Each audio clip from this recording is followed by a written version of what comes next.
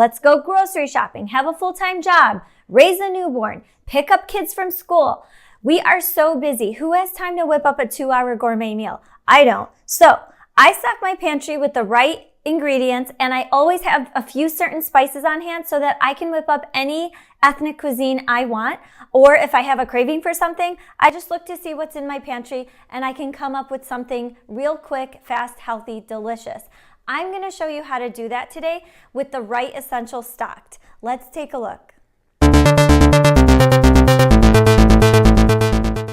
Let's take a look at what we've got.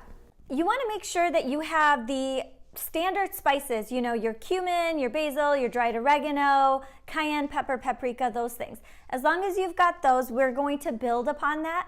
And this is just my basic setup for anything you want to cook. We've got salt and pepper. Invest in a pepper mill because it's essential in most of my cooking. I have fine sea salt, and this brand is my favorite. It's called Baleen. It's easily pourable. You can put it in a salt dish, or you can just salt straight out of the can. Next up is my French gray coarse cut sea salt. I use this for topping dishes. It's great on fish, and it gives like a little texture and crunch to whatever you're eating. I love having it on hand. And kosher salt. This stuff is awesome for when you want to salt meats. Do a quick sear. You just salt right before you sear and you're good to go. Or any kind of brining. I always use kosher salt. Dijon mustard, the tang and spice to it is perfectly balanced. That's why I love it. And then vinegars. I do use a regular vinegar in addition to apple cider, red wine, and balsamic, but that's in my Italian arsenal. Brown sugar, I don't care what kind of brown sugar you use, and your standard regular sugar, flour, those types of things I'm assuming you've already got. Next up, we've got our Asian category. Now, I'm going to start with the basics, things you should always have in your pantry, and then things that it's optional. You can add them to your pantry as time goes by and as your skills improve. Going to start with, of course, citrus again, because citrus can be used in so many different recipes to top a dish or to add to a sauce and make like a ponzu or something like that. So we've got our soy and vinegar. You can see them right here. I use a regular organic rice vinegar. So I use Tamari low sodium sauce instead of soy sauce. It's better for you. It has less sodium, and that way you can control the salt and season as you see fit instead of overdoing it with soy and then not knowing how to come back from that. Sriracha, we all love our sriracha sauce, and a garlic chili paste sauce. This is slightly different from sriracha. I like to have both. Fish sauce, this can be used in a variety of Vietnamese dishes, Thai dishes. It can go in a lot of different Asian recipes. And then we have our dried chilies. These are awesome. Whoops, there it goes. Whoops, there it goes. These are essential for a lot of different recipes, not just Asian. They can go in Indian cuisine, Middle Eastern cuisine, Latin-inspired dishes. Then I have a light and dark. This is the dark sesame oil. And I have a light sesame oil. And I use the light to cook with and the dark to season with. So keep that in mind. You guys, Thai chili pepper, this stuff will burn your face off. So please be careful. Do not touch your eyes when working with this. And make sure you do a tiny, tiny bit at a time.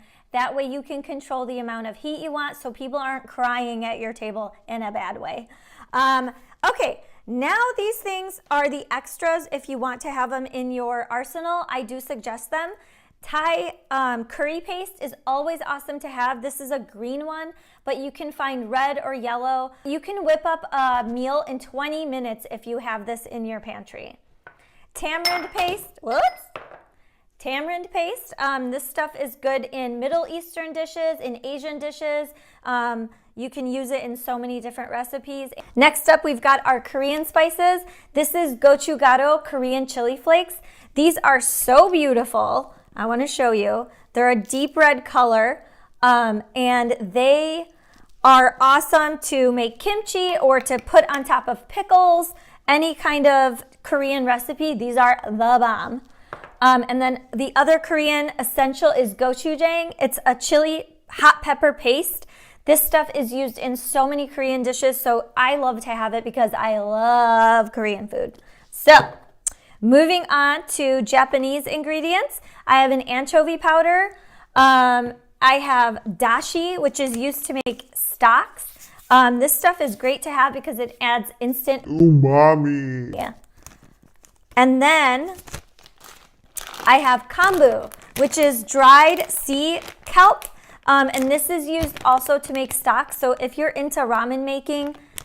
And then miso.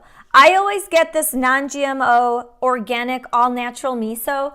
To me, getting your soy ingredients from a trusted source is always best.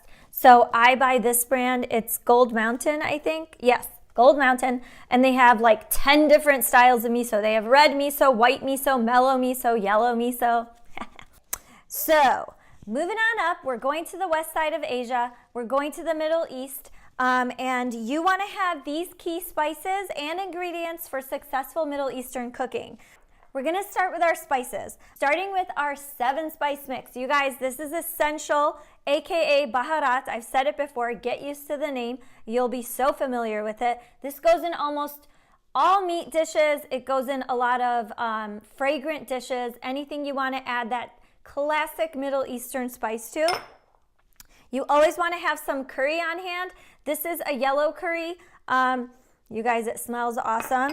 I also use a vindaloo curry when I want to make it slightly spicier with a subtle heat in the background. And I like to mix them sometimes. I will show you how that's done in other recipes. I have Aleppo pepper. This is traditionally Turkish and it's beautiful. It's nice and red. This is delicious on chicken. Sumac. Sumac is a tangy, lemony flavor. Za'atar, which is from Lebanon, thanks to my brother-in-law. Thank you, Juan. This stuff is so good, and you can use it in so many unique different ways. We've got tamarind makes an appearance again. So tamarind paste is used in a lot of Assyrian dishes and a lot of Lebanese dishes. It's in Indian dishes too, so this is a nice jar to have in the background whenever you want to make stuff. It is sticky though, guys. I did drop this and miraculously it survived without cracking all over my floor. And we've got pomegranate molasses. If some of you know, I was in a show called Cooks vs. Cons on Food Network, and this was in my patty melt as the barbecue sauce. I made a barbecue sauce with this, and you guys, it will blow your minds. Pomegranate molasses is so cool to have. You can use it to glaze things, make sauces. These are what you want to always stock in your kitchen whenever the hankering for Middle Eastern food comes at you. Italian food, guys. 2 essentials to stock, and that's it. One of them's balsamic vinegar, one of them's a balsamic glaze. Why, you ask? Because most of the Italian food I make is super fresh, and you want to use the freshest herbs and ingredients you have on hand. Always use fresh garlic, always use fresh basil, and always use the best ingredients you can find. With Italian cooking, simplicity is key. Fresh basil even. I never buy or use dried herbs for Italian cooking. The freshest food tastes the best. I promise, guys, it's worth it. And with Italian cooking, the beauty of it is you can usually pull together an amazing dish with 5 ingredients or less. That is why these are the only 2 things I usually say you should have on hand. And the balsamic glaze you can make yourself, but I don't have time for that, so I just buy mine from Trader Joe's. It's ready to go whenever I need it, and I can just drizzle it on whatever I want. I failed you. In my Latin-inspired ingredients, I'm missing my chipotle peppers in adobo. Why? Because I use them in my chicken tacos post. The best damn chicken tacos? Yeah, I use those chipotle peppers in adobo in that recipe, and now I'm out, so I don't have those. But always have chipotle peppers in adobo. Hopefully I can clip into a link that looks like this. And you will always be ready to go whenever the hankering strikes you for something that calls for chipotle peppers. This is the other essential I have in my fridge. It's called Achiote paste. This is, I hope I'm saying it right, Achiote, which is awful because I speak Spanish and I don't know how to pronounce this. I would say Achiote, but this brings your dishes to a whole nother level, and if it's just in your fridge, you can just whip it out whenever you need to, dissolve it, and throw it into your dish. Also, where would we be without Cholula and Tapatio? Tapatio is my personal favorite. I know there's a battle, but look, these aren't even open yet because I go through so many that I always make sure I never run out of my 2 favorites. And of course, your citrus, make sure you have tons of citrus. What is a taco without a squeeze of lime? Come on, guys, seriously. Stick around, I'm going to show you what pantry essentials you need to always have stocked with dry goods such as pasta and noodles, things like that you'll always reach for time and time again when you want to whip up a quick meal.